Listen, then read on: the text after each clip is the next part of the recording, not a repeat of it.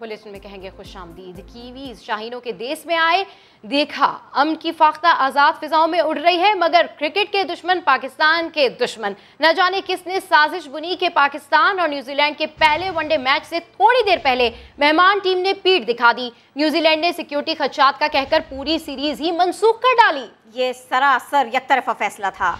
हालांकि वजीर आजम इमरान खान ने खुद न्यूजीलैंड की वजीर आजम से राबिता किया, बहुत समझाया कि कोई खतरा नहीं है, हमारी सिक्योरिटी इंटेलिजेंस दुनिया की बेहतरीन एजेंसी है, मगर न्यूजीलैंड हुकूमत ने पाकिस्तान में खेलने से इनकार कर दिया। वज़ीर दाखिला ने इस सिलसिले में प्रेस कॉन्फ्रेंस भी की, बताया दस्ताने पहने हाथों ने पाकिस्तान के खिलाफ साजिश की है, ऐसे साजिशी अनासिर पाकिस्तान को कुर्बानी का बकरा बनाना चाहते हैं। वज़ीर दाखिला शेख रशीद ने दो टोक बता दिया, पाकिस्तान में किसी भी टीम के लिए सिक्योरिटी के कोई खदशात नहीं, कोई मसला नहीं। खित्ते में क़याम अमन के लिए पाकिस्तान का किरदार नुमाया है। पाकिस्तान के इमेज को नुकसान पहुँचाने के लिए दस्ताने पहने हाथ साजिशें कर रहे हैं। ये भी वाज़ेह कर दिया कि पाकिस्तान इंग्लैंड क्रिकेट टीम की मेज़बानी के लिए भी तैयार है, मगर फैसला इंग्लिश टीम को करना है। यहाँ आपको बताएं कि जो सूरत हाल है करंट पाकिस्तानी टीम के हवाले से, जो न्यूजीलैंड टीम ने ये एक तरफा फैसला किया है, इस हवाले से मजीद उनका क्या कहना था आपको सुनवाते हैं। ये एक दस्ताने पहने हुई बुनियादों पर इस दौरे को एक साजिश के ज़रिए मुलतवी किया, ख़त्म किया गया। ये अब उनका मसला है कि वो इस सिलसिले में क्या फ़ैसला करते हैं। जो हमारी नेशनल मैनेजमेंट क्राइसिस सेल है और नैब है, उन तमाम लोगों ने भी काफ़ी काम किया है, अदारों ने काम किया है, उनको राज़ी करने की कोशिश की है, लेकिन ये न्यूजीलैंड की गवर्नमेंट ने अपने ताईं ये फ़ैसला किया कि वो ये दौरा मनसूख करते हैं। हमारी जो कोशिशें हैं, हमारी जो कावशें हैं इस खित्ते में अमन की खातर, जो हमारा इमेज बिल्डअप होने जा रहा है, उसको नुकसान पहुंचाने के लिए ये दस्ताने पहने हुए हाथों ने साजिश की है। इंग्लैंड की टीम जो फैसला करेगी ये उसका फैसला है, हम उसके भी इंतजामात हमारे मुकम्मल हैं। हमारे मुल्क में सिक्योरिटी का अल्हम्दुलिल्लाह क्रिकेट के लिए कोई मसला नहीं है, ना न्यूजीलैंड की टीम के लिए था और ना अगर इंग्लैंड आ रही है उसके लिए होगा। चेयरमैन पीसीबी रमीज राजा का बड़ा बयान, न्यूजीलैंड से आईसीसी में सामना होगा, ऐसा कहना है उनका कहना है कि न्यूजीलैंड से आईसीसी में सामना होगा। न्यूजीलैंड किस दुनिया में रह रहा है? न्यूजीलैंड क्रिकेट के फैसले से मायूसी हुई, इस मामले पर कुछ शेयर ना करना भी मायूस कुन है। सिक्योरिटी खदशात पर एकतरफा फैसला मायूस कुन है। रमीज राजा चेयरमैन पीसीबी, और जैसे ही ओहदा संभाला वैसे ही एक नया इम्तिहान आन पड़ा, अगर ये कहा जाए तो गलत ना होगा। न्यूजीलैंड से आईसीसी में अब सामना होगा, चेयरमैन पीसीबी ने कह दिया है। न्यूजीलैंड किस दुनिया में रह रहा है? न्यूजीलैंड क्रिकेट के फैसले से बड़ी मायूसी हुई, इस मामले पर कुछ शेयर करना ना करना भी मायूस कुन है। सिक्योरिटी खदशात पर एकतरफा फैसला बहुत मायूस कुन है। इस सारी की सारी सूरत हाल के ऊपर अब पीसीबी रिएक्ट करेगा, बहुत स्ट्रांगली करेगा। पाकिस्तान एसोसिएशन न्यूजीलैंड के वाइस प्रेसिडेंट आसिम मुख्तार साहब इस वक्त इस सारी की सारी सिचुएशन पे बात करने के लिए, इस ताज़ा सूरत हाल पर बात करने के लिए हमारे साथ हैं। पाकिस्तानी कम्युनिटी वहाँ पर मुश्किल हालात में, पाकिस्तानी टीम पीछे नहीं रही, पाकिस्तान पीछे नहीं रहा, ये सारे के सारे हालात हैं। आसिम साहब, न्यूजीलैंड में भी पाकिस्तानी कम्युनिटी मौजूद है, ये खबर यहाँ पाकिस्तान में रहने वालों का तो दिल तोड़ गई, वहाँ पर पाकिस्तानियों की क्या सोच है? जी बहुत शुक्रिया। और यहाँ पर भी पाकिस्तानियों के वाकई दिल तोड़ गई है। यहाँ पे भी गम और गुस्सा पाया जाता है, जंगल की आग की तरह ये खबर यहाँ पर फैली। और तमाम सोशल मीडिया, पाकिस्तानी जो लोग न्यूजीलैंड में रहते हैं उनके सोशल मीडिया ग्रुप्स और व्हाट्सएप ग्रुप्स के ऊपर इंतहाई रंज का माहौल था। बहुत सारे लोग जो हैं वो इसकी वजह से काफ़ी परेशान भी नज़र आ रहे थे। हम बहुत खुश थे और हम वी वर लुकिंग, और न्यूजीलैंड का मैच होने जा रहा है, लेकिन अचानक से जब ये काफ़ी दुख हुआ और काफ़ी रंज है हमें इस बारे में।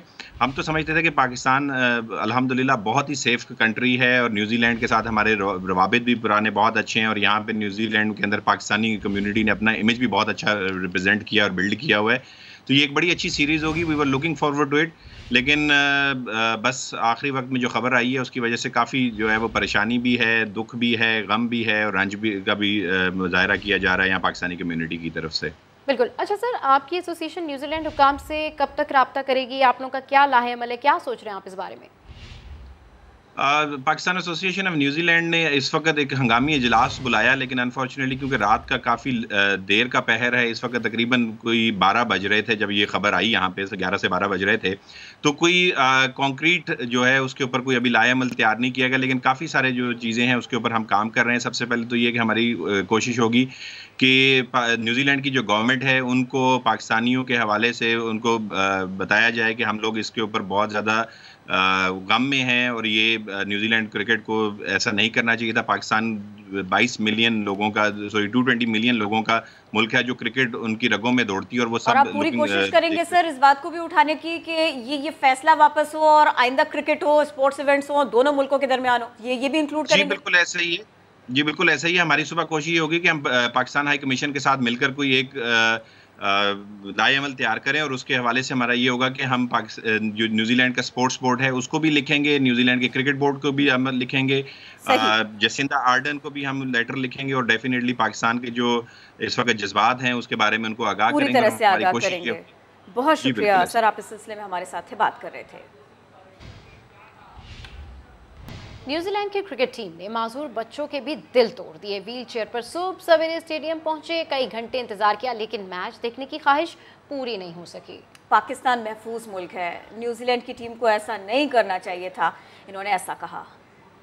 हम इधर मैच देखने के लिए आए थे, लेकिन यहाँ से पता चला है कि सीरीज़ जो है वो मुलतवी हो गई है, तो बहुत ही दुख हुआ है। सीरीज़ कैंसिल होने से इतना दुख नहीं हुआ है जितना उसकी रीज़न सुन के दुख हुआ है। सो माशाल्लाह पाकिस्तान ने इतनी ज़्यादा अच्छी सिक्योरिटी का एहतमाम किया था न्यूजीलैंड के लिए और एक अच्छा वेलकम भी किया उनका, लेकिन उसके बावजूद जब ये रिस्पांस आया है तो सिर्फ यही कहूँगा कि पाकिस्तान और क्रिकेट फैंस के साथ ज़्यादती है। हम 3 दिन से ख्वार हो रहे हैं कि हमें पिंडी स्टेडियम में जाने दिया जाए। हमें पाकिस्तानी क्रिकेट टीम से मिलने का शौक़ था, तो उन्होंने हमें भी अंदर नहीं जाने दिया कि सिक्योरिटी का इशू ना उठे। तो उसके बावजूद इंग्लैंड की और न्यूजीलैंड की टीम वापस चली गई है कि ये कह के सिक्योरिटी का इशू है इधर, तो बड़ी अफसोस की बात है। साबिक बॉलिंग कोच वकार यूनुस ने आज के दिन को पाकिस्तान क्रिकेट के लिए बदकिस्मत करार दिया। कहा, न्यूजीलैंड क्रिकेट टीम का दौरा ख़त्म करना अफसोसनाक है। पाकिस्तान महफूज मुल्क है, मालूम नहीं सिक्योरिटी थ्रेट कहाँ से आ गई। बहुत अनफॉर्चुनेट है, इट्स वेरी सैड कि जिस तरीके से ये हुआ है, कोई एक्सपेक्ट नहीं कर रहा था और हालात बहुत ठीक थे। आई डोंट नो ये कहाँ से ये ऐसी सूरत हाल बनी और कहाँ से थ्रेट्स आई, अभी तो डिटेल्स जब आएंगी तो पता चलेगा। लेकिन पाकिस्तान की क्रिकेट के लिए ये डैमेजिंग है और बस हम दुआ कर सकते हैं कि अल्लाह करम करे और ऐसा जो थ्रेट है ये थ्रेट की हद तक ही रहे, इसका कोई आगे इसके कोई इफेक्ट्स ना हो। तो इस सारी सूरत हाल पर बात करने के लिए इस वक्त हमें ज्वाइन किया है अदनान आदिल साहब ने और खालिद अजीम साहब ने। इन दोनों से बात करेंगे इस सारी सूरत हाल पर। खालिद अजीम साहब, कैसे देख रहे हैं आप इस सारी सूरत हाल को? कितनी डैमेजिंग होगी ये खासतौर पर पाकिस्तान के परसेप्शन के लिए? जी, वाक़तन पाकिस्तान का परसेप्शन बेहतर हो रहा था और यहाँ पे इंटरनेशनल क्रिकेट की बहाली शुरू हो गई थी, जिसमें खासा गैप आ गया था। जब लाहौर में श्रीलंकन टीम पे हमला हुआ उसके बाद से पाकिस्तान खासी मुश्किलात का शिकार था, लेकिन पाकिस्तान के हुकाम ने बहुत कोशिश करके और पाकिस्तान के अंदर अमन व अमान की सूरत हाल को बेहतर बनाने के बाद एक साजगार माहौल यहाँ पे बनाया हुआ था और वो साजगार माहौल अभी तक मौजूद है। फिर जहाँ तक सिक्योरिटी का ताल्लुक़ है तो मेरी इतला के मुताबिक इस टीम को वही सिक्योरिटी, और बल्कि जो भी टीम आ रही है उसको वही सिक्योरिटी दी जाती है जो सरबराहान ममलिकत और सरबराहान हुकूमत के लिए रखी होती है। और क्योंकि पाकिस्तान ख़ुद कांशियस है, पाकिस्तान नहीं चाहता कि यहाँ कोई इस किस्म का वाक़या हो जिसके नतीजे में पाकिस्तान का इमेज मज़ीद ख़राब हो, इसलिए पाकिस्तान ने पूरी और इसी हवाले से यकीन भी दिलाया था। न्यूजीलैंड हुकाम जो सिक्योरिटी के हुकाम हैं उन्होंने यहाँ पे मुतअद्दिद दौरे किए, उनके अपने इंटेलिजेंस नेटवर्क है उसके ज़रिए उन्होंने मालूमात ली और उसके बाद यहाँ पे आए। अब ये देखना बहुत ज़रूरी है, शेख रशीद ने जिस जानिब वज़ीर दाखिला जो हैं उन्होंने पॉइंट आउट किया जिसकी चीज़ को कि ग्लव्स इन हैंड जो लोग हैं वो कोई ऐसे अनासर हैं उनको देखने की ज़रूरत है। और मैं ये समझता हूँ कि न्यूजीलैंड का जो कंडक्ट है उसको ज़रूर क्रिटिसाइज़ किया जाना चाहिए, लेकिन उससे ज़्यादा ज़रूरी उन अनासर पे गिरफ्त करना है जिन्होंने इस सारी चीज़ को मैनेज किया। और अचानक बिल्कुल जिस वक्त के वहाँ पे मैं स्टूडियो के पास से गुजर के आया हूँ, वहाँ पूरी तैयारियां हो रही थीं और ये लग रहा था कि अभी ये मैच शुरू होने वाला है। उसके इर्द गिर्द के उन्होंने रास्ते जो हैं वो एक तरह से सील किए हुए थे, दूर दूर तक वहाँ पे कोई चीज़ जो है वो कोई परिंदा पर नहीं मार सकता था, ये कहा मुहावरतन। लेकिन फिर फौरी तौर पे न्यूजीलैंड से एक ईमेल आती है और उसके नतीजे में पूरी की पूरी सीरीज़ मनसूख कर दी जाती है। ये खासा तशवीशनाक मामला है, इसको आईसीसी के फोरम पे भी उठाने की ज़रूरत है, बायलैटरली भी जो न्यूजीलैंड का क्रिकेट बोर्ड है उसके साथ इस चीज़ को उठाने की ज़रूरत है। और ये इस किस्म का जो काम होता है, जो मुआहदा, खालिद साहब बहुत इंपॉर्टेंट है कि इसको ग्रिप कैसे करेंगे, इसको आगे लेके कैसे चलेंगे। अदनान आदिल साहब, एक तो ये कि इतने बिल्कुल लास्ट मोमेंट पर आकर इस तरह की बात कर देना, जबकि सिक्योरिटी आप खुद देखकर चले गए थे। फिर दूसरे ये कि इसमें बहुत सारे स्टेक होल्डर्स थे, हमने इन्वेस्ट भी किया था, हमारे लोग उम्मीद लगाए बैठे थे, हमने सिक्योरिटी के इंतजाम किए थे। अब आगे वो जो दस्ताने वाला हाथ है उस एलिमेंट को कैसे लेके चलेंगे, प्रोग्रेस कैसे करेंगे इस इशू के ऊपर? देखें, इंडिया ने तो ये फैसला किया हुआ है कि पाकिस्तान में बैनुल अक़वामी क्रिकेट जो है वो बहाल ना हो, और उनके जो पाले हुए दहशतगर्द थे अफ़गानिस्तान में टीटीपी के, उन्होंने श्रीलंकन टीम पे जब लाहौर में हमला किया तो उस वक्त उन्होंने एक फ़ैसला कुन जो ज़रब थी वो पाकिस्तान पे लगाई और यहाँ पे जो बैनुल अक़वामी क्रिकेट है वो बंद हो गई, और उसी पॉलिसी के साथ वो आगे चल रहे हैं तसलसल से। अब ये जो न्यूजीलैंड है ये एक बैनुल अक़वामी इंटेलिजेंस ऑर्गेनाइजेशन है, 5 आइज़, उसका भी रुकन है, जिसमें बरतानिया, कनाडा, अमेरिका, ऑस्ट्रेलिया भी शामिल हैं और जापान भी। तो ये जो न्यूजीलैंड के मल्टीपल सोर्सेज हैं इंटेलिजेंस के, उन्हें इंटेलिजेंस फीड की है। ये सिर्फ न्यूजीलैंड का फ़ैसला नहीं है, ये पूरा जो एक कैंप है जो आलमी ताकतों का, जिसमें इंडिया उसका अहम रुकन है, वो ये पाकिस्तान को किसी न किसी तौर पे सज़ा देना चाहते हैं। वो समझते हैं कि अफ़गानिस्तान में आलमी ताकतों को जो ज़िल्लत हुई है और जो रुसवाई हुई है उसका पाकिस्तान को वो तिलमिला रहे हैं कि कहीं ना कहीं उसको सज़ा दी जाए। एक तो उन्होंने हमारे सर पे FATF की तलवार लटकाई हुई है, वहाँ पर वो हमें नुकसान पहुँचाते हैं, और दूसरे ये क्रिकेट के ऊपर इंडिया का बहुत कब्ज़ा है क्रिकेट ऑर्गेनाइजेशंस पे, क्योंकि उसकी आबादी इतनी ज़्यादा है, 1.25 अरब से ज़्यादा आबादी है, वहाँ कंपनियों के मार्केटिंग इंटरेस्ट हैं, तो जो उसका बिज़नेस है वो बहुत अहम किरदार अदा करता है। तो ये सारी साजिश जो है ये पाकिस्तान के ख़िलाफ़ हुई है। इसमें मेन प्लेयर तो इंडिया है, क्योंकि जो TTP है अफ़गानिस्तान के कुछ इलाकों में अभी तक वो सरगर्म है, उसको इंडिया स्पॉन्सर करता है, इंडिया उसको पालता है, और वो TTP जो है उसी ने अभी कुछ दिनों पहले कुछ ऐसे बयानात दिए थे जिससे न्यूजीलैंड की टीम को भी खदशा पैदा हुए होंगे। अदनान साहब, ये जब वहाँ उनके वज़ीर आज़म को गई, भले से शेख साहब ये कहें कि जी हाथों ने दस्ताने पहने हुए हैं, उन तक पहुँचना ज़रूरी है, लेकिन जो बात बिल्कुल वाज़ेह है वो ये है कि खेल में सियासत लाई गई है, खेल को खेल नहीं रहने दिया गया। खालिद अजीम साहब, अगर स्पोर्ट्स के अंदर भी सियासत लाएंगे और वहाँ भी इंतशार की कोशिश होगी तो फिर ये बताइए ये दुनिया के अमन के दावे कहाँ जाएंगे? जी बिल्कुल, आपने दुरुस्त कहा। आप इस जानिब जो हिंदुस्तान का रोल है उसको अगर आप कभी देखें तो माजी में उसने पाकिस्तान के साथ पाकिस्तान के न सिर्फ दौरे से इनकार किया बल्कि पाकिस्तान की मेज़बानी में यहाँ होने वाले किसी भी टूर्नामेंट में शिरकत से उसने इनकार किया है। उसी की वजह से वेन्यूज़ जो हैं वो भी चेंज होते रहे। फिर जब पाकिस्तान अगर वहाँ पे हिंदुस्तान में कोई इवेंट होने वाला हो तो वो उसके लिए वो पाकिस्तान को वीज़ा देने के लिए तैयार नहीं है। और ये बिल्कुल दुरुस्त है कि उसको ये एक बहुत बड़ा उसके हाथ में ये एक हथियार था कि इंटरनेशनली हर फोरम पे, चाहे वो फैटफ हो, चाहे वो अक़वाम मुत्तहिदा हो, सलामती कौंसल हो, हर जगह वो इस चीज़ को पोर्ट्रे करता था कि जनाब देखें सूरत हाल तो ये है कि पाकिस्तान का दौरा करने के लिए कोई स्पोर्ट्स टीम तैयार नहीं है, दुनिया की कोई स्पोर्ट्स टीम वहाँ पे जाने के लिए तैयार नहीं।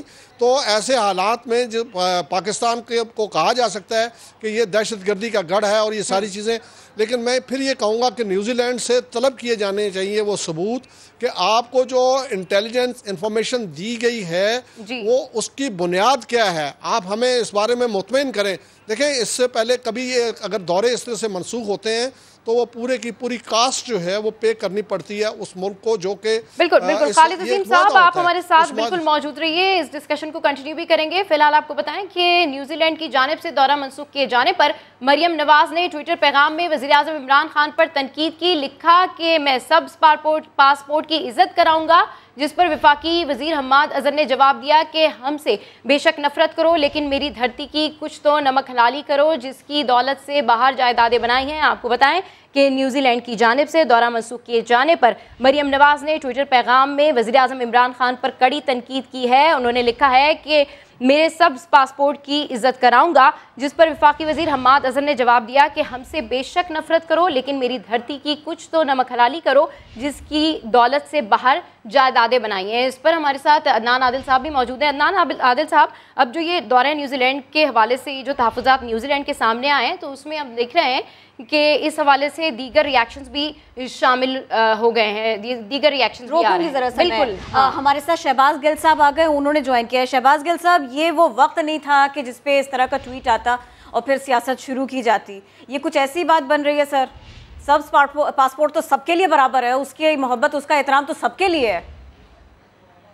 बहुत शुक्रिया आपका। देखिए, अगर ये वाकया पाकिस्तान के किसी शहरी, पाकिस्तान के किसी इदारे, पाकिस्तान के किसी टेलीविजन, किसी सहाफ़ी, किसी सियासतदान, किसी सिक्योरिटी पर्सनल की कोताही की वजह से हुआ होता, तो फिर भी समझ आ जाता कि किसी तरह से कोई उस इदारे पे, उस शख्स पे, उस कोताही के ऊपर तनकीद कर रहे। तो सबको वाज़े तौर पर नजर आ रहा है कि एक जानबूझकर उजलत में वन साइडेड डिसीजन किया गया है, जो सीधा सीधा नजर आता है कि मंसूबे के तहत किया गया है। इसमें सिक्योरिटी का प्रॉब्लम नहीं है। का जो पासपोर्ट है वो आपका भी उतना ही है जितना मेरा है। एग्जैक्टली। नहीं होना चाहिए था इखलाकी तौर पर जितना मेरा है, वो इमरान खान साहब का भी उतना ही है। लेकिन उनका ये कहना और इस तरह की जुगतबाजियां करना और फिर उनकी 3-4 कनीजें जो अपने आप को साफी कहती हैं, उनकी जुगते मारना, और उसके साथ मोदी का पूरा ब्रिगेड इंडिया से और इंडियन मीडिया उनकी जुगते मारना, ये बड़ा वाजे करता है कि मरियम सफदर के अंदर रत्ती भर भी वतन अजीज का ना एहतराम है, ना इज्जत है।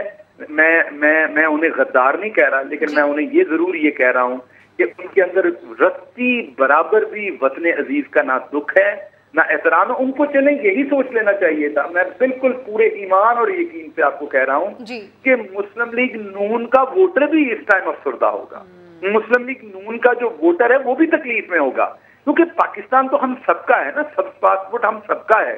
तो मरियम सफदर साहबा ने एक दफा फिर ये बात प्रूव की है कि वो सोचती नहीं है बोलने से पहले। अच्छा, अल्लाह ने उनको दिमाग नहीं दिया हुआ और वालिद की वजह से वो इस जगह पर आके बैठ गई हैं, जिस जगह के वो ना काबिल है, ना उनकी तरबियत इस तरह से हुई है, ना उन्होंने जिंदगी में कभी किसी शोबे में कोई कारनामा अंजाम दिया है कि कभी वो टीचर रही हों, वो कोई सहाफी रही हों, वो कोई डॉक्टर रही हों, वो कोई इंजीनियर रही हों। उन्होंने कोई काम जिंदगी में किया हो जिसमें उन्होंने अपना पहले नाम कमाया, उनकी कोई ट्रेनिंग हुई हो, उन्हें पता हो कि अल्फाज की अहमियत क्या होती है, उन्हें पता हो प्रेशर में कौन सी बात करते हैं, गम में कौन सी बात करते हैं, गुस्से में कौन सी बात करते हैं।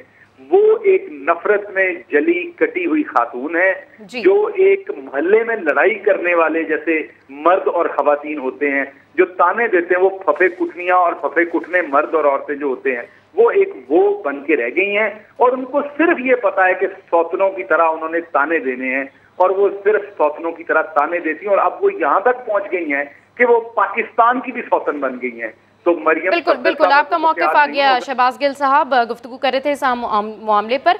खालिद अजीम साहब और अदनान आदिल भी हमारे साथ मौजूद हैं। खालिद अजीम साहब, मरियम नवाज ने ये रिएक्शन पहली दफ़ा तो नहीं दिया, ऐसे कई मौक़े आए जहाँ पर वो इस तरह के रिएक्शन देती हैं जो कि कंट्रोवर्शियल भी बनते हैं, चाहे अभिनंदन का मामला हो या फिर कोई और मामला हो। और आज ये जो मामला है जिस पर इन्होंने ये सब पासपोर्ट के हवाले से लिखा है, कैसे देख रहे हैं आप इस बयान को? जबकि शेख रशीद इससे पहले प्रेस कॉन्फ्रेंस में ये कह चुके हैं कि जो नेशनल इशू है उस पर पूरी कौम एक है, पूरा पाकिस्तान एक है, चाहे अपोजिशन हो या फिर वो जमातें जो कि तहरीक इंसाफ से उनके नज़रियात नहीं मिलते। जी खालिद अजीम साहब। जी देखें, मैं ये समझता हूँ कि हमें इस चीज़ को रियलाइज़ करना चाहिए कि पाकिस्तान के दुश्मनों ने पाकिस्तान के ख़िलाफ़ ये काम करवाया है। ये एक साजिश इस तरह से कोई बुनी गई है कि जिसके नतीजे में पाकिस्तान की हजीमत हुई है।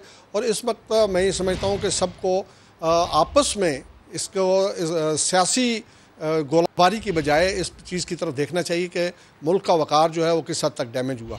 अगर ताना देने की बात आए तो फिर तो ये भी कहा जा सकता है कि नवाज़ शरीफ साहब का जो पूरा दौर है या मुस्लिम लीग नून का पूरा दौर जो है उसमें तो सिरे से क्रिकेट बहाल ही नहीं हो सकी। बड़ी मुश्किल से PSL का, जो कि ये पाकिस्तान का इवेंट, पाकिस्तान को अपने इवेंट जो हैं वो UAE में करवाने पड़े और उसका बड़ी मुश्किल से एक फ़ाइनल जो है और ये बाद में फिर सेमीफाइनल और फाइनल जो है वो पाकिस्तान में मुनक्किद हो सके। तो उस वक्त तो सूरत हाल ये थी, लेकिन ये ताना ज़नी का मामला नहीं है।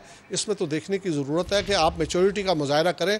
और मैं ये समझता हूँ कि ये बिल्कुल छोटे कद की बात होती है। माजी में हमने देखा है बहुत बड़े कद काट के जो लीडर हैं यहाँ पे वो सख्त मुखालफत भी उनकी होती थी, लेकिन बैरून मुल्क या किसी दूसरे मुल्क के साथ जब वो बात कर रहे होते तो मुझे अच्छी तरह से याद है मौलाना मौदूदी अमेरिका के दौरे पे थे तो वहाँ उन्होंने उस वक्त सदर अयूब जिनके साथ के उनकी बड़ी शदीद मुखालफत थी, उनके बारे में किसी ने कोई सवाल किया तो उन्होंने कहा ये मेरे मुल्क का मामला है, मुल्की मामलात पे मैं अपने मुल्क पर गुफ्तगू की। अदनान आदिल साहब, खालिद अजीम साहब, आपका शुक्रिया।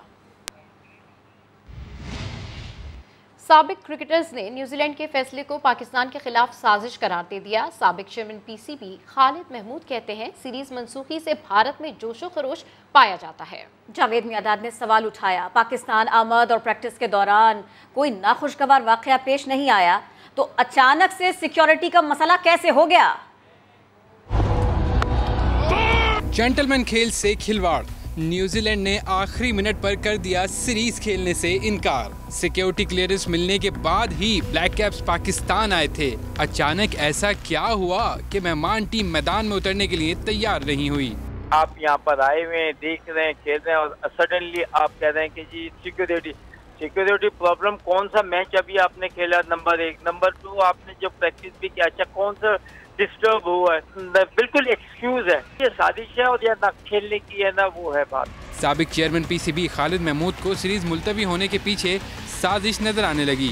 हमारे पड़ोसी मुल्क से जिस किस्म के जोशो खरोश का इजहार किया जा रहा है, ऐसे लग रहा है कि जैसे वो तवक्को किए बैठे थे और इसके लिए बंदोबस्त किए बैठे थे, उन साजिश हो रही है कोई पता नहीं पाकिस्तान के खिलाफ। साबिक क्रिकेटर मोहसिन खान ने न्यूजीलैंड के फैसले को अफसोसनाक करार दिया। I think it's not a good news because ये खुदा न खास्ता ये आगे के टूर्स जो दूसरी टीम्स के लिए हैं उसके लिए भी प्रॉब्लम हो सकती है। अगर सिक्योरिटी की प्रॉब्लम है तो एकदम लास्ट मिनट पे कैसे हो गया ये भी सुन के बड़ा वो हो रहा है। उमर गुल का कहना था कि खिलाड़ियों को पाकिस्तान से अच्छी सिक्योरिटी किसी और मुल्क में नहीं दी जाती। हमारी one of the best security यहाँ पे हमारे जो आर्म फोर्सेज है बड़े ज़बरदस्त सिक्योरिटी दे रहे हैं, पूरी प्रेसिडेंशियल सिक्योरिटी सारी टीमों को दी रही है। ICC की सिक्योरिटी यहाँ पे सारे सेटिस्फाइड थे। शुएब अख्तर ब्लैक कैप्स पर बरस पड़े, अपने रद्द-ए-अमल में कहा कि न्यूजीलैंड ने पाकिस्तान क्रिकेट कत्ल कर दी। हमें दीवार से लगाने की ये पहली कोशिश नहीं, लेकिन घबराना नहीं है, हम जल्द इस परेशानी से निकल जाएंगे। फुल प्रूफ सिक्योरिटी के बावजूद दौरा क्यों मंसूख किया? न्यूजीलैंड को जवाब देना होगा। वजीर मुमलिकत बराए इत्तलात फारूक हबीब कहते हैं ब्लैक कैप्स ने शायकीन क्रिकेट को मायूस कर दिया। सेनेटर फैसल जावेद कहते हैं पाकिस्तान को बदनाम करने के लिए साजिश रचाई गई। कई टीम्स में पाकिस्तान का दौरा किया, खुद न्यूजीलैंड की सिक्योरिटी टीम भी मुतमईन होकर गई थी। न्यूजीलैंड का सीरीज मंसूखी का यकतरफा फैसला, सवालात उठने लगे, कयास आराइयां जन्म लेने लगी। न्यूजीलैंड की सिक्योरिटी टीम इंतजामात से मुतमईन होकर गई। पुरसकून माहौल में प्रैक्टिस भी हो रही थी कि अचानक क्या आफत आई कि मेजबानों को बड़े इम्तिहान में डाला गया। वज़ीर-ए-आज़म इमरान खान साहब ने भी जो है वो न्यूजीलैंड के वज़ीर-ए-आज़म से बात की है और उनके हवाले से सिक्योरिटी के हवाले से भी यकीन दहानी करवाई, लेकिन जब उनका डिसीजन है, उनका फैसला है, पाकिस्तान के अंदर जो है वो किसी किस्म का कोई खतरा यहाँ पर मौजूद नहीं है, इसका जवाब जो है वो न्यूजीलैंड की टीम को जो है वो उनके बोर्ड को जो है वो देना पड़ेगा, उनके आला हुकाम को भी देना पड़ेगा। सेनेटर फैसल जावेद कहते हैं पाकिस्तान में सिक्योरिटी के इंतजामात बेहतरीन है। हालिया अरसे में कई टीमें पाकिस्तान आ चुकी हैं। न्यूजीलैंड ने क्यों फैसला किया, समझ से बालातर है। साजिश की बू नजर आ रही है और इसमें लास्ट मिनट पे इससे निकल जाना, और इंटरनेशनल प्लेटफॉर्म है क्रिकेट, इससे मैसेज जाती है, तो इस प्लेटफॉर्म को इस्तेमाल किया गया है पाकिस्तान को बदनाम करने के लिए। फैसल जावेद का कहना था कि पाकिस्तान में सिक्योरिटी के बेहतरीन इंतजामात को दुनिया तस्लीम करती है। फोर्सेस की कुर्बानियों से पाकिस्तान ने टेररिज्म टू टूरिज्म का सफर तय किया है। समा को इंटरव्यू बना इख्तिलाफात की वजह जानिए थोड़ी सी देर में। सीपैक की तरक्की आलमी ताकतों को खटक रही है, सिक्योरिटी खतरात बढ़ गए हैं। वजीर तरक्की और मनसूबाबंदी असद उमर ने खबरदार कर दिया, अपोजिशन को मशवरा दिया कि सीपैक पर बात करते हुए मुहतात रवैया अपनाया जाए। वफाकी वजीर ने बताया कि सीपैक के तहत अब तक 26 से 27 अरब डॉलर की चीनी सरमायाकारी आ चुकी है। अब आगे बढ़ते हैं। दुशंबे में जारी शंघाई ताउन तंजीम कॉन्फ्रेंस से वजीर आजम के खिताब की बात करते हैं। इमरान खान ने कहा, कोरोना की वजह से दुनिया की मईशतें तबाह हो गई, खित्ते को कई चैलेंजेस दरपेश हैं। बोले, आलमी बरादरी अफगानिस्तान को तन्हा न छोड़े। 40 बरस की जंग के खात्मे का ये नादिर मौका है। इंसानी हमदर्दी की बुनियाद पर अफगान अवाम की मदद करनी चाहिए। और अब जिक्र जावेद लतीफ़ के समा को दिए गए उस इंटरव्यू का जिसकी वजह से मुस्लिम लीग नून में इख्तिलाफात पैदा हो गए। शहबाज शरीफ को मुफाहमती ग्रुप का सरबरा करार देने पर जावेद लतीफ़ को बिलाखिर शोकस जारी हो गया। इसकी मज़ीद तफसीलात जानते हैं समा के नुमाइंदे इमरान शफकत से। इमरान, ये बताइए कि शोकस में क्या कहा गया है, नोटिस में क्या कहा गया है इनको? जी बिल्कुल, समा पर इंटरव्यू के बायस जो कि जावेद लतीफ़ ने इंटरव्यू में कहा था कि पाकिस्तान मुस्लिम लीग नून में कुछ लोग असाइनमेंट पर हैं। इस पर पाकिस्तान मुस्लिम लीग नून की जानिब से उनको शो कॉज नोटिस जारी किया गया। शो कॉज नोटिस है वो पार्टी सदर शफासी के हिदायत पर जनरल सेक्रेटरी एहसन इकबाल ने जारी किया। नोटिस के मुताबिक उनसे 1 हफ्ते के अंदर जवाब तलब किया गया और कहा गया है कि पाकिस्तान मुस्लिम लीग नून में उनका जो बयान था कि कुछ लोग असाइनमेंट पर वो बेहतियात है और कायदे ज़वाबित की खिलाफ वर्जी कर रहा है, इस पर उनसे जवाब तलब किया गया। 7 दिन के अंदर जावेद लतीफ़ को कहा गया है कि वो पार्टी को वजाहत दें कि उन्होंने ये बयान क्यों दिया और इसके पीछे क्या मुहर्रिकात थे। जबकि शहबाज शरीफ की जानिब से कंसर्न किया गया था नवाज शरीफ की हिदायत पर शहबाज शरीफ ने ये नोटिस जारी किया और एहसन इकबाल की तरफ से ये नोटिस जारी किया गया जावेद लतीफ़ से, और 7 दिन के अंदर ये एहसन इकबाल की जानिब से ये नोटिस जारी किया गया। अपडेट करने के लिए शुक्रिया इमरान। ये सब देखते हुए तर्जुमान पंजाब हुकूमत फयाजुल हसन चौहान ने कहा, नून लीग ने जावेद लतीफ़ को इस्तेमाल किया, शहबाज शरीफ और हमजा पर बराह रास्त तनकीद की। उन्होंने फजलुर रहमान पर भी तनकीद की।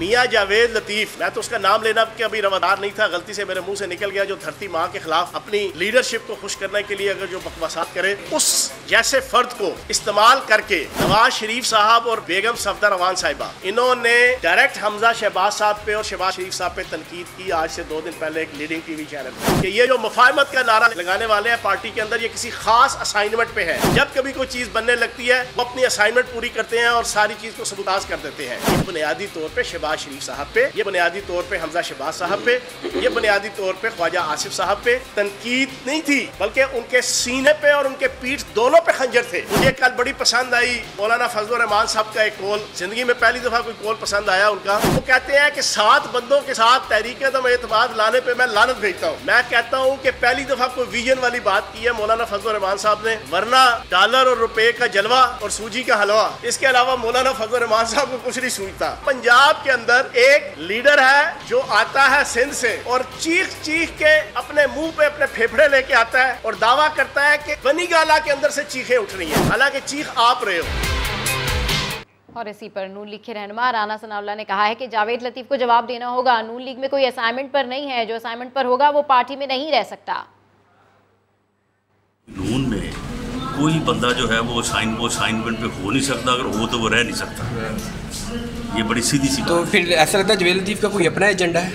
जावेद लतीफ़ साहब ने जो ये बात की है, मैं समझता हूँ कि जब अब पार्टी ने उनसे इसकी वजाहत मांगी है और उन्हें चाहिए कि वो शोकाज नोटिस को रिस्पेक्टफुली रिसीव करें और उसके बाद उसका जवाब दें।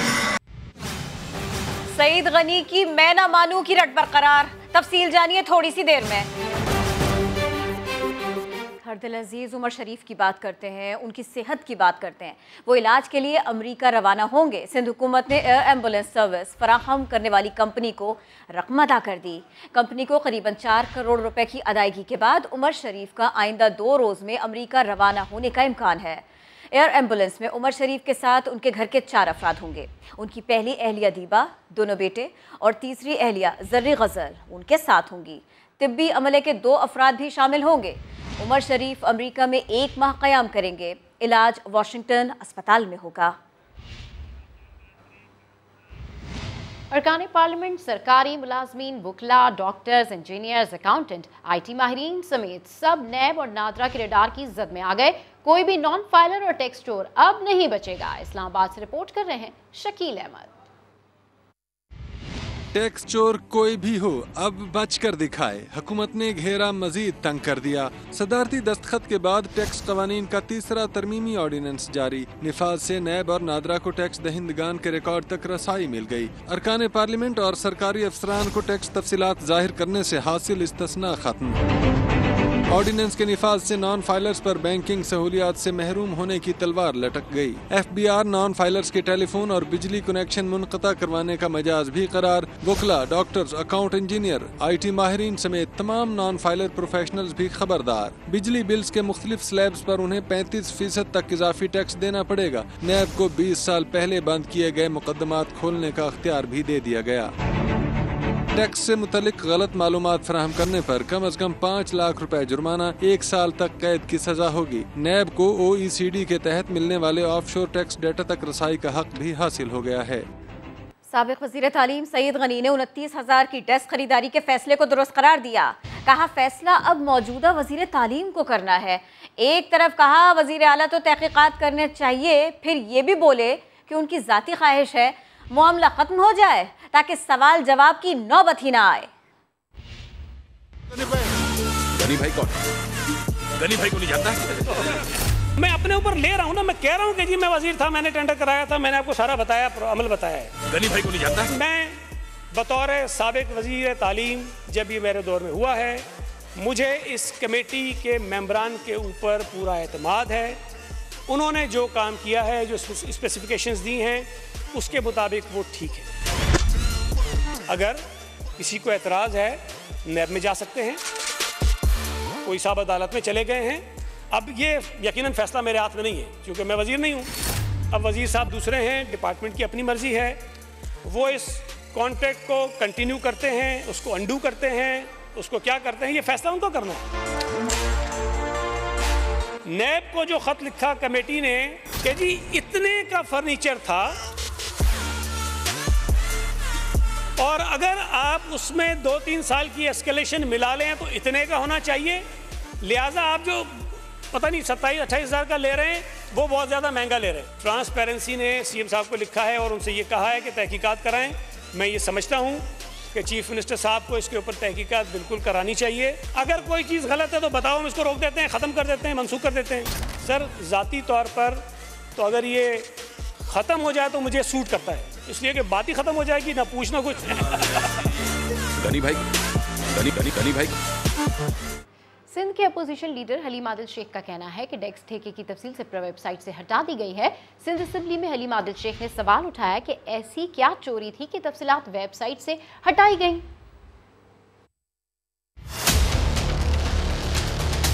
कोर्ट कहता है कि आप डेस्कें खरीदो और डेस्कों की जो मालूमात है, नई चीज डेवलप हुई है, सेपरा की वेबसाइट से एजुकेशन एंड लिटरेसी डिपार्टमेंट को हटा दिया गया है, वो बंद कर दी गई है। मतलब हमें इंफॉर्मेशन तक नहीं दी जा रही। मतलब ऐसी क्या चोरी है कि सेपरा की वेबसाइट से हटा दिया गया। ये फैसला कोर्ट करेगा, मिनिस्टर साहिबान करेंगे कि 19 वाला मिनिस्टर जिम्मेदार है, 21 वाला जिम्मेदार है, 20 वाला। असल इशू ये है जी 20 वाले वो CM साहब भी है, ये इनका मसला है, घर में तय कर ले, लड़ाई चल रही है, मेरा मसला नहीं है। 5,500 की डेस्क 29,000 में खरीदी गई, वो कहते हैं जिम्मेदार वो है, वो नहीं है। लेकिन मैं पूछ रहा हूँ ये 3 अरब अगर हमारे स्कूलों पे, स्पीकर साहब मैं क्या कहना चाह रहा हूँ, ये पैसे रिकवर होकर हमारे गरीब बच्चों के स्कूलों पे लगने चाहिए, तालीम पे लगने चाहिए। हम इस केस को डूबने नहीं देंगे। 3 अरब का ठेका डेस्कों में, लोग जमीन पे पड़ते हैं। रहम करें हमारे बच्चों पे, हमारी तालीम पे, हमारे मुस्तकबिल पे, ना इनका जाता है। हलीम आदिल शेख की तकरीर के दौरान मुकेश कुमार चावला की मदाखलत। मुकेश कुमार चावला और पीटीआई अरकान के दरमियान तल्ख जुमलों का तबादला हुआ। ये 6 अरब की करप्शन का मामला है। बिल्कुल बात करें, इनका राइट बनता है। मेरी बात करें, बिल्कुल बात करें, इनका राइट बनता है। मगर मेरे भाई, वो मेरे भाई, मैं रोकना नहीं हूँ, बात सुन ले आप मेरे बात करें, जो दिल करे बात कीजिए, मेरा राइट है। मेरी बात कीजिए। सब जुडिस मैटर, ये केस कोर्ट में हुआ है आज। ये कोर्ट में केस चल रहा है इस वक्त। You can't talk on it. मैं ये इन्फॉर्म कर रहा हूँ कि ये कोर्ट में केस आज चल रहा है। सब जुडिस मैटर बन गया, इस पर बात नहीं कर सकते। मैं कोर्ट की बात सब जुडिस मैटर, मैं और बात you can't talk about it sir. मैं ये इन्फॉर्म करना चाह रहा हूँ। मैं बताता हूँ, मैं कोर्ट मैं सिर्फ ये इन्फॉर्म करना चाह रहा हूँ, मैं रोक रहा नहीं हूँ। ठीक है, पीछे जो चेले बोल रहे हैं, मैं रोक रहा नहीं हूँ। तो बात ये है कि ये सब जुडिस मैटर बन गया है। तो मेरी रिक्वेस्ट है कि सर इस पर वो Shut up. मोहतरम स्पीकर साहब, Shut up. You don't talk to me like this. Shut up नहीं होता। Talk to the speaker. समझे? चुप करो। Shut up. मैंने सुन लिया। चुप। अबे चल। आगे देख। चल। चलिए 1 मिनट जरा, बड़ा अहम इशू है। आमदनी कम, अखराजात ज़्यादा, खसारे में चला गया पाकिस्तान का खाता। स्टेट बैंक के मुताबिक अगस्त में पाकिस्तान का करंट अकाउंट 1 अरब 47 करोड़ डॉलर खसारे में रहा। ये खबर आपके साथ शेयर कर रहे हैं। अगस्त में पाकिस्तान का करंट अकाउंट 1 अरब 47 करोड़ खसारे में रहा, ऐसा कहना है स्टेट बैंक का। जबकि अगस्त में जुलाई की निस्बत मुल्की करंट अकाउंट खसारे में भी इजाफा हुआ। आपको बताएं कि रवा माली साल के 2 माह में करंट अकाउंट 2 अरब 29 करोड़ डॉलर खसारे का शिकार चला गया। जबकि माहिरीन ऐसा कहते हैं कि दरामदाद में नुमाया इजाफे से करंट अकाउंट सरप्लस से खसारे में चला गया है। अगस्त में पाकिस्तान दरामद अशिया और खिदमात के लिए भी डॉलर्स खर्च किए गए हैं। हेडलाइंस होंगी ब्रेक के बाद, देखते रहिए सामा।